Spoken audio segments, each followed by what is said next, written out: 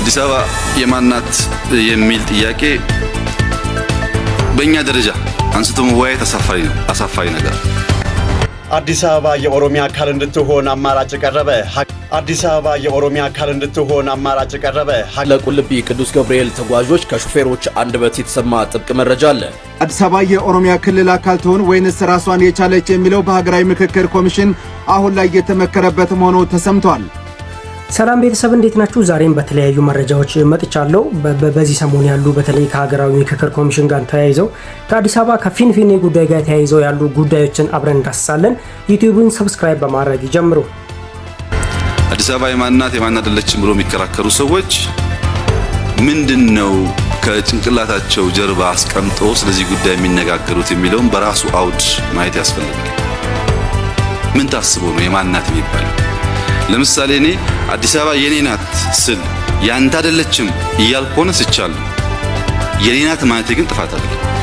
የኔ ሆና ያንተ እንዳልሆነች ለመናገር የሚደረግ ሙከራ ከሆነ ግን ስህተት ነው። አዲስ አበባ የሁላችን ናት። አዲስ አበባ በሚመለከት ታሪካዊ ዳራውን መመልከት በጣም ጠቃሚ ይሆናል። የፌዴራል ስርዓት ሲቋቋም አዲስ አበባ በኦሮሚያ ክልል እምብርት ውስጥ ስለምትገኝ በኦሮሚያው ጫፍ አዲስ አበባ የኦሮሚያ አካል መሆን አለባት የሚል ጠንካራ ጥያቄ አለ። በሌላ መንገድ በነበረው ውይይት አዲስ አበባ የፌዴራል መቀመጫ መሆን አለባት፣ በቻርተር የምትተዳደር ከተማ መሆን አለባት። ነገር ግን ከአጎራባች በአጠራት ክልል ውስጥ ባላት ዘርፈ ብዙ ግንኙነት የተነሳ ልዩ ጥቅም ማክበር አለባት የሚል ህገ መንግስቱ አስቀምጧል። ይህም በሚመለከት የኢትዮጵያን ፖለቲካ አሁን ያለውን ሁኔታ በትክክለኛ አቅጣጫ እንዳይሄድ ባልባሌ ጉዳይ ጊዜ እንድናባክን የምንፈልግ ሰዎች ናቸው አጀንዳውን ኢንተርቴን የሚያደርጉት። ለአዲስ አበባዎች ይሄ አጀንዳ ሊሆን አይችልም። ለዚህ ከተማ የሚያስፈልገው የሁሉ አቃፊ ተሸካሚ ስለሆነች በሚያስደንቅ ሁኔታ በኩራዝ የሚኖሩ ዜጎች ያሉባት ከተማም ጭምር ስለሆነች እቺን ከተማ እንዴት እንቀይራት ነው የኛ አጀንዳ መሆን ያለበት። ስለዚህ አዲስ አበባ የኬሌ ሳይሆን የሁሉም ኢትዮጵያዊ ልክ እንደማንኛውም ከተማ ተደርጎ መታሰብ በጣም መልካም ይሆናል። አዲስ አበባን መጥቀም ኦሮሚያን መጉዳት፣ ኦሮሚያን መጥቀም አዲስ አበባን መጉዳት እንዳይሆን ሆኖ እንዴት ሊሰራ ይገባዋል የሚለውን ጉዳይ ሁለቱ አስተዳደሮች በሰከነ መንገድ መምከር አለባቸው። አዲስ አበባም ሳይሳቀቅ ልማቱን ማቀጠል አለበት። እዛ አቅራቢያም ተጎዳን የሚሉ አርሶ አደሮች ተጠቃሚ መሆን አለባቸው። ይህም በሚመለከት አዲስ አበባ እና ኦሮሚያ ሲባል በአዲስ አበባ ውስጥ የኦሮሞ ልዩ መብት ማለት አድርጎ የሚያስቡ ሰዎች አሉ። አንድ ኦሮሞ አዲስ አበባ ሲኖር አንድ ጉራጌ አዲስ አበባ ከሚኖረው የተሻለ መብት ያለው አድርጎ የሚያስቡ ሰዎች አሉ። ይሄ ስህተት ነው። የኦሮሞ ክልል የኦሮሚያ ክልል ልዩ ጥቅም አለው ሲባል በሚያቀርበው ግብአት ልክ ሊያገኝ ይገባዋል ነው እንጂ እያንዳንዱ ኦሮሞ ከዛ እየመጣ እዚህ የተለየ ከሌሎች ዜጎች የተለየ ነገር ያገኛል ማለት አይደለም። አዲስ አበባ የኦሮሚያ ክልል አካል ትሆን ወይንስ ራሷን የቻለች የሚለው በሀገራዊ ምክክር ኮሚሽን አሁን ላይ የተመከረበት መሆኑ ተሰምቷል። አራት አማራጮች ለአዲስ አበባ መቅረቡም ተነግሯል። እነዚህ የቀረቡት አራት አማራጮች የመጀመሪያው አማራጭ ራስ ገዝ የሚል ሲሆን፣ ሁለተኛው የፌዴራል አካል፣ ሶስተኛው ራሷን የቻለች ክልል ትሆን የሚል ነው።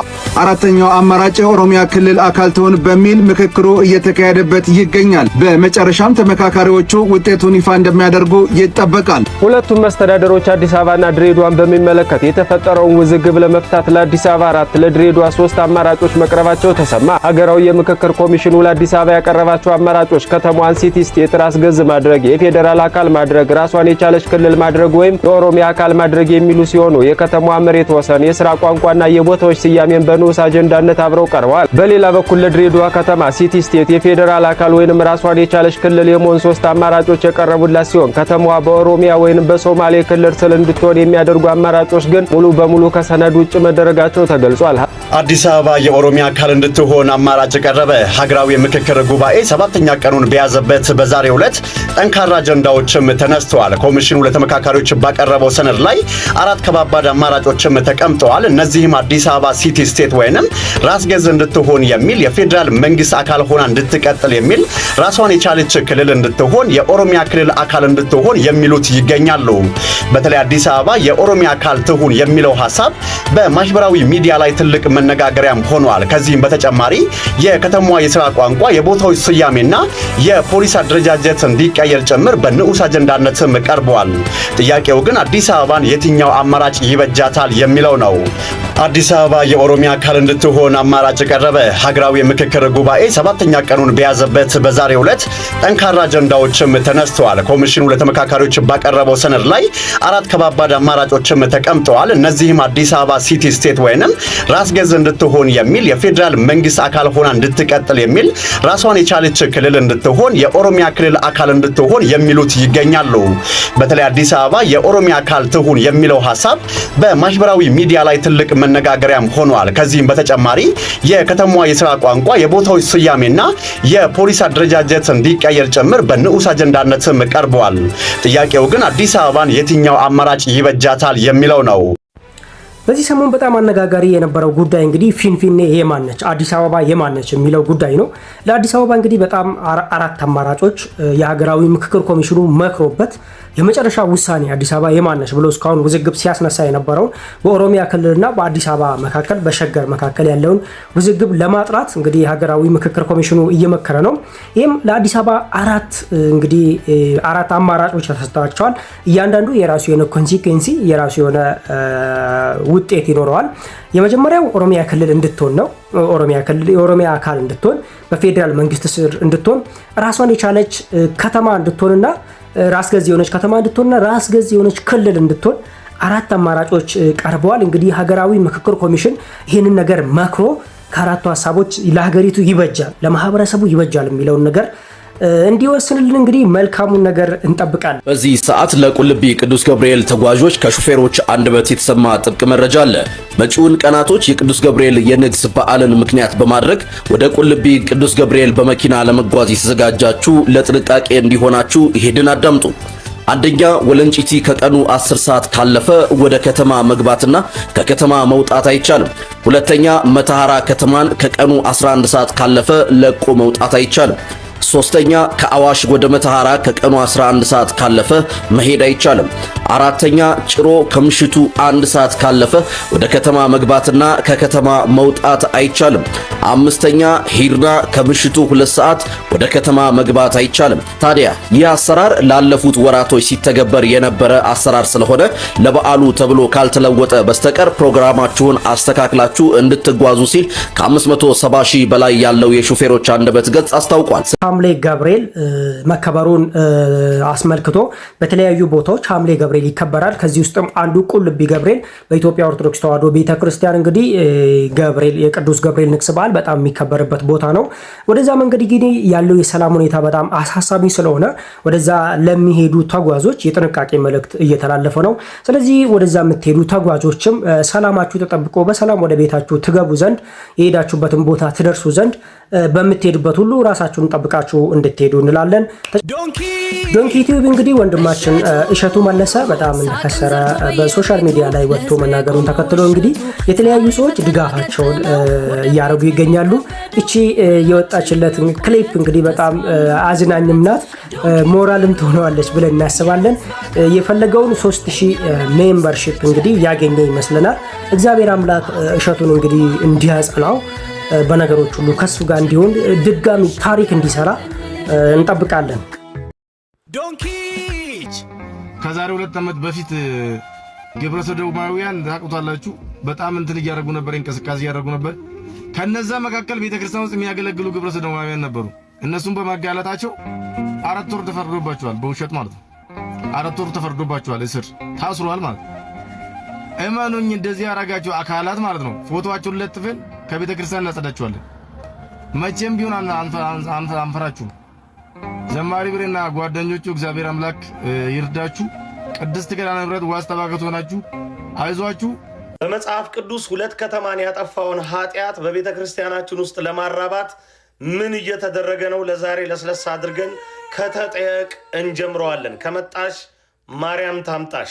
ይድረስ ለአዲሱ ሚካኤል በተለምዶ አጠራር ወይም ለደብረመዊ ቅዱስ ሚካኤል ቤተክርስቲያን የቤተ ክርስቲያኑ አስተዳደር አካላት ከላይ ከአስተዳዳሪው አንስቶ እስከታች መዋቅር ድረስ በልዩ ልዩ የአስተዳደር ክፍል ላላችሁ ሁሉ ይህ ጥያቄ ይድረስ። በምን አይነት መጠን ቤተ ክርስቲያኗን ልታበለሻሿት እንደፈለጋችሁ ግልጽ አይደለም። አካባቢው ላይ የተሰበሰበው ምዕመን አንጸባራቂ፣ ደብሩም አብሪ ኮከብ የልባችን ኩራት ሆኖ ሳለ ይህንን ጉዳይ አዝረክርካችሁ ያዛችሁበትን መንገድ እንድታስረዱን በእውነትና ስለ እውነት የቆሙ የደብሩን ወንድሞቻችሁን ልጆቻችሁን በምን አይነት መጠን እንዳስበላችኋቸው ከናንተ ማስረጃና ተጠየቅን ልናቀርብ ልንፈልግባችሁ ወደናል።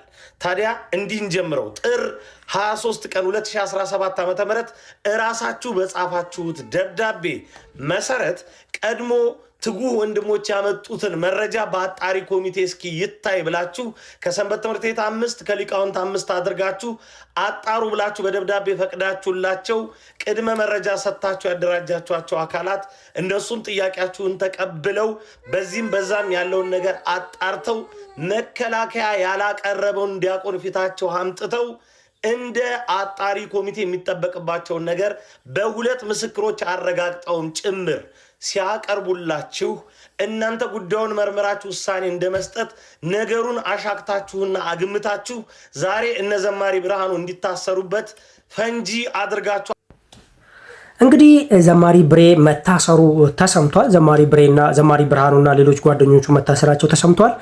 በሚያሳዝን ሁኔታ እንግዲህ በዚህ ዘመን ማንሰማው ነገር የለም። ጆሮ ጭው የሚያደርግ ነገር ዓለም ላይ ስንሰማ የነበረው ሀገራችን ውስጥ አይደርስም ብለን በሩቁ ስናጥር የነበረው ብሎ እንግዲህ ከጎናችን ደርሶ አንዳንድ አካላት እንግዲህ ይህንን አስጸያፊ የሆነ ግብራቸውን እየፈጸሙ ደግሞ ቤተ ክርስቲያን ውስጥ አገልጋይ ለመምሰል ይሞክራሉ። የሚያሳዝን ሁኔታ ያንን መረጃ ያጋለጡ ልጆች ግን ስም አጥፍታቸዋል በሚል እንግዲህ ዘማሪ ብሬና ሌሎች ጓደኞቹ 4 ወር ተፈርዶባቸው ታስረዋል። እንግዲህ ለይግባኝ ተብሏል። ለሐምሌ 16 ቀን ይግባኝ ተብሏል። የሚሆነው ነገር እንግዲህ እናያለን። እነዚህን ጸያፍ የሆኑ ነገሮችን እስከ መጨረሻው እንዋጋለን። መቼም ቢሆን ተስፋ አንቆርጥም።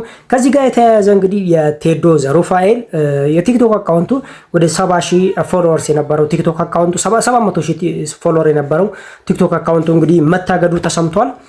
ስለዚህ እነዚህን አካላት ኦርቶዶክሳውያን ሁሉ እንድንዋጋና የቴዶ ዘሩፋኤልን አካውንትም እንግዲህ ውድ ድምፅ ለቤተክርስቲያን ድምፅ የሆኑ ወገኖቻችንን ድምፅ እንድንሆናቸው እኛም ለማሳሰብ እንወዳለን። ሀሳባችሁን በኮሜንት ስራ አጋሩ።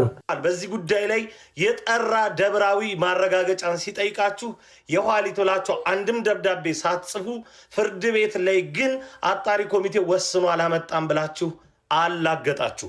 አጣሪ ኮሚቴ ስሙ አጣሪ ነው። ነገር ግን እናንተ ውሳኔ ይጠበቅብሃል ብላችሁ አወነባበዳችሁበት። ታዲያ ይህንን ተውሳክ ዲያቆን እንዲከስ ካደረጋችሁ በኋላ ከደብሩ ወጥቶ ወደ ሌላ ደብር እንዲገባ እድል ታመቻቻላችሁ። የደብሩ ጸሐፊ ሊቀ ስዩማን በልዩ አይነት መንገድ እገዛ እያደረክ እንደሆነ ሰምተናል። ስለዚህ ይህን ጉዳይ አጥርታችሁ መልስ እንድሰጡበት እንጠይቃለን። ወዲያ ብትወላውሉ እያንዳንዷ ማስረጃ በጽሁፍ ስላለች ትቀርባለች። ለአንዳንድ አካላት ደህንነት ሲባል ብቻ ነገሮችን በዝርዝር አላወጣዋቸውም። ነገር ግን ይህ ጉዳይ ከደብሩ ይጠራል። በዚህ ደብር ብቻ አይደለም፣ በተለያዩ ሳተላይት አድባራት የምትገኙ በአጠቃላይ ምዕመናን አይኖቻችሁን ገልጣችሁ ነገሮችን እዩ። የደብረ መዊ ቅዱስ ሚካኤል ሰንበት ትምህርት ቤት በተለይ ህፃናት ታዳጊዎችን ለመከላከል ያደረጋችሁ ጥረት ሳላደንቅ አላልፍም። የነፈዘ አስተዳደር ገጥሟችሁ እንጂ የእናንተ ፍላጎት ብዙ ነው። ወጣቶችን በልታችሁ ሳትጨርሱ እኛ በመረጃ ሰደድ እሳት እንበላቸዋለን። ይህን ጉዳይ በፍጥነት እንድትፈቱት ቁጥር 1 ዘማሪ ብሬና የአዲሱ ሚካኤል አካባቢ ወጣቶች ታስረዋል። ያውም ተፈርዶባቸውን የታሰሩበት ምክንያት ደግሞ እኛ ኦርቶዶክሳውያን ቲክቶከሮች የዛሬ 2 ዓመት ስንልበት የነበረ ጉዳይ የብዙ ኦርቶዶክሳውያን የቲክቶክ አካውንት በዋርኒንግ እና በባን የተጨናነቀበት ጉዳይ በመጽሐፍ ቅዱስ ላይ 2 ከተማን ያጠፋ ጉዳይ በዛ ጉዳይ ገና ለገና መረጃ ይወጣብናል በሚል ሰበብ ዘማሪ ብርዬንና ቅዱስ ሚካኤል አካባቢን ወጣቶች ሰብስበው ተፈርዶባቸው አስረዋቸዋል። ቅድስት ቤተክርስቲያንን በዛ ጉዳይ ልታጨማልቁ በዚህ ብትሉ በዛ ብትሉ አልሆን ስላላችሁ አይደለ? ስለተደረሰባችሁ መረጃ ስለተያዘባችሁ 2 ዓመት ሙሉ ዝም ያልነው ታላላቅ ዘማሪያን የተለያዩ አባቶች በምክር ይሁን በተግሳጽ ይሁን ይስተካከላል ስላሉ እንጂ አውጥተን መረጃውን ማስጣት አቅቶን አይደለም። መረጃው ደግሞ የያዛችኋቸው ልጆች ጋር ወይም ደግሞ ዘማሪ ብሬ ጋር የለም። ክብሪት ጭራችኋል። አሁን ማንም የሚቀረን የለም። እያንዳንዳችሁን እያወጣን እናሰጣችኋለን። ማንም አይቀርም። በዚህ ጉዳይ ላይ ማንም የሚደራደር የለም። አይደለም ኦርቶዶክሳዊ፣ መላው ኢትዮጵያዊ አይደራደርም። በዚህ ጉዳይ እንተዋወቃለን። ማን እንደሆናችሁ ማለት ነው እንተዋወቃለን። እነ ብሬን ስላሰራችሁ እነዛን ወጣቶች ሰብስባችሁ ስላሰራችሁ የሚቀርላችሁ እንዳይመስላችሁ። እንደውም ደና ዝም የተባለውን ጉዳይ ቆስቆሳችሁ ካላነሳችሁ ብላችኋል። በአስቸኳይ ወንድማችን ዘማሪ ብርሃኑን እንዲሁም ከሱ ጋር የታሰሩ ወንድሞች በሙሉ እንድትፈቱልን ስል ጠይቃለሁ። እንድትፈቱልን። ይሄ አያዋጣማ፣ አይሆንም። ከዚህ ቀጥሎ ባለው ቪዲዮ ከመጣሁኝ በዚህ ጉዳይ ላይ መረጃ ይዤ ነው የምመጣው። ዘማሪ ብርሃኑና ጓደኞቹ በእስር ላይ እንዳሉ ሰምተናል። እንግዲህ በአዲሱ ሚካኤልና በአካባቢው በአገልግሎታቸው የሚታወቁት ዘማሪ ብርሃኑና ጓደኞቹ አሁን ላይ በእስር ላይ እንደሚገኙና ከዛም አልፎ ተፈርዶባቸው በማረሚያ ቤት እንደሚገኙ ለማረጋገጥ ችለናል። ጉዳዩ እጅግ በጣም የሚያሳዝን ነው። የታሰሩበትን ነገርም ሰምተናል። እንግዲህ ዘማሪ ብሬና ጓደኞቹ እግዚአብሔር አምላክ ከእናንተ ጋር ይሁን። ጉዳዩን በደንብ የምንከታተል ይሆናል። አስፈላጊ የሆኑ ነገሮችን ይዘን ወደ እናንተ እንመጣለን። ሁላችሁም ባለማይተቦች ግን ከቤተሰቦቻችሁ ጎን በመቆም እንዲሁም ከነዚህ ጀግና ባለማተቦች ጎን በመቆም አጋርነታቸውን እንድታሳዩ በዚሁ አጋጣሚ ጥሬን አስተላልፋለሁ። ይግባኝ ጠይቀው ለነገ ቀጠሮ መያዙንም ሰምተናል። እንግዲህ በይግባኙ በነገው እለት በዕለተ ኪዳነ ምሕረት አዲስ ዜና መልካም ዜና እንደምንሰማ እተማመናለሁ ማለት ነው። እግዚአብሔር አምላክ በድጋሚ ከወንድሞቻችን ጋር ይሁን።